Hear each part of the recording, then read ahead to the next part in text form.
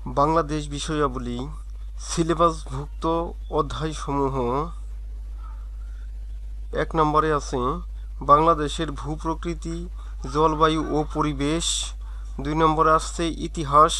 ৩ নম্বরে আসে পাকিস্তান আমল ও ভাষা আন্দোলন। ৪ নম্বরে মুক্তিযুদ্ধ। ৫ নম্বরে আছে সভ্যতা ও সংস্কৃতি। ৬ নম্বরে আছে অর্থনীতি। ৭ নম্বরে আছে সম্পদ, বন, কৃষি, শিল্প, পানি। ৮ নম্বরে আছে যোগাযোগ ব্যবস্থা।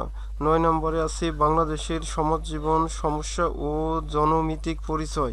১০ নম্বরে আছে রাষ্ট্র ও নাগরিকতা। ১১ নম্বরে আছে সরকার ও রাজনীতি। ১২ নম্বরে আছে সরকারি ও বেসরকারি লক্ষ্য, নীতি, পরিকল্পনা, কর্মসূচি। পরিকল্পনার অন্তর্ভুক্ত হলো অর্থনৈতিক, সামাজিক, স্বাস্থ্য ও শিক্ষা, মানব সম্পদ উন্নয়ন, এটা ১৩ নম্বরে আছে। ১৪ নম্বরে আছে আন্তর্জাতিক সম্পর্ক।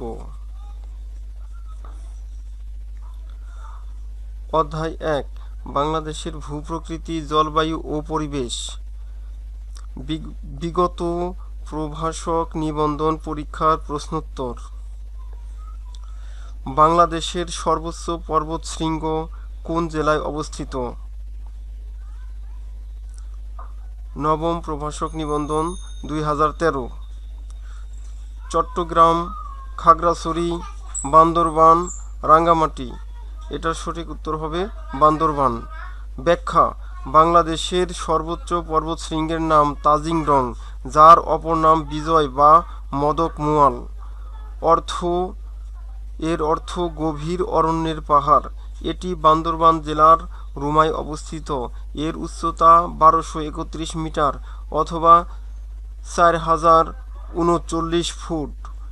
দ্বিতীয় সর্বোচ্চ পর্বতশৃঙ্গ কেওক্রাডাং, এটিও বান্দরবান জেলার রুমায় অবস্থিত। এটির উচ্চতা ১২৩০ মিটার বা ৪,০৩৫.৪৩ ফুট। ২ নম্বর প্রশ্ন হলো ভৌগোলিকভাবে গুরুত্বপূর্ণ কোনো একটি কাল্পনিক রেখা বাংলাদেশের উপর দিয়ে গেছে।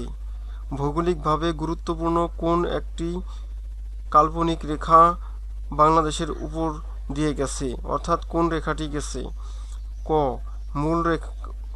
মূল মধ্যরেখা, আন্তর্জাতিক তারিখ রেখা, মকর ক্রান্তি রেখা, কর্কট ক্রান্তি রেখা। উত্তর হবে কর্কট ক্রান্তি রেখা। ব্যাখ্যা: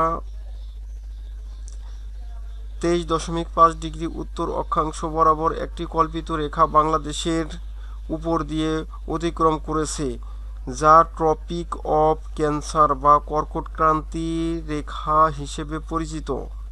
বাংলাদেশের উপর দিয়ে গেছে আর এই অঞ্চলগুলো হলো কুমিল্লা, মুন্সিগঞ্জ, ফরিদপুর, মাগুরা, ঝিনাইদহ, চুয়াডাঙ্গা। ৩ নং প্রশ্ন ২০০৭ সালের ১৫ই নভেম্বর বাংলাদেশের মধ্য দিয়ে প্রবাহিত হওয়া ঘূর্ণিঝড়টির নাম কি? এটা এসেছিল ষষ্ঠ প্রভাষক নিবন্ধন ২০১০। সিডর, নার্গিস, আইলা, সুনামি। উত্তর হবে সিডর। ব্যাখ্যা: ২০০৭ সালের ১৫ নভেম্বর বাংলাদেশের মধ্য দিয়ে প্রবাহিত ঘূর্ণিঝড়টির নাম সিডর। সিডর সিংহলি শব্দ, এর অর্থ চোখ। এর উৎপত্তি হলো দক্ষিণ আন্দামান সাগর থেকে। ৪ নং প্রশ্ন হলো ভবদহ বিল অবস্থিত কোথায়? ষষ্ঠ প্রভাষক নিবন্ধন ২০১০। ফরিদপুরে, জামালপুরে, যশোহরে, খুলনাতে। উত্তর হবে যশোহরে। এর ব্যাখ্যা হলো যশোর জেলার মনিরামপুর, অভয়নগর এবং খুলনা জেলার ডুমুরিয়া থানার সীমান্ত পর্যন্ত ভবদহ বিলের অবস্থান।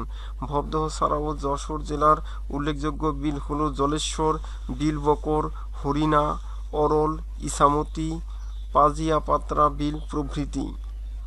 ৫ নং প্রশ্ন হলো হিমছড়ি কোন শহরের উপকণ্ঠে অবস্থিত? বেসরকারি শিক্ষক নিবন্ধন ২০১০। কক্সবাজার, খাগড়াছড়ি, রাঙ্গামাটি, কাপ্তাই। উত্তর কক্সবাজার। হিমছড়ি কোন শহরের উপকণ্ঠে অবস্থিত? কক্সবাজার। ৬ নং প্রশ্ন বাংলাদেশের সবচেয়ে উত্তরে অবস্থিত স্থান কোনটি? বাংলাদেশের সবচেয়ে উত্তরে অবস্থিত স্থান কোনটি? এটা এসেছিল বেসরকারি শিক্ষক নিবন্ধন 2010। অপশন হলো তেঁতুলিয়া, পঞ্চগড়, টেকনাফ, বাংলাবান্ধা। উত্তর হবে বাংলাবান্ধা।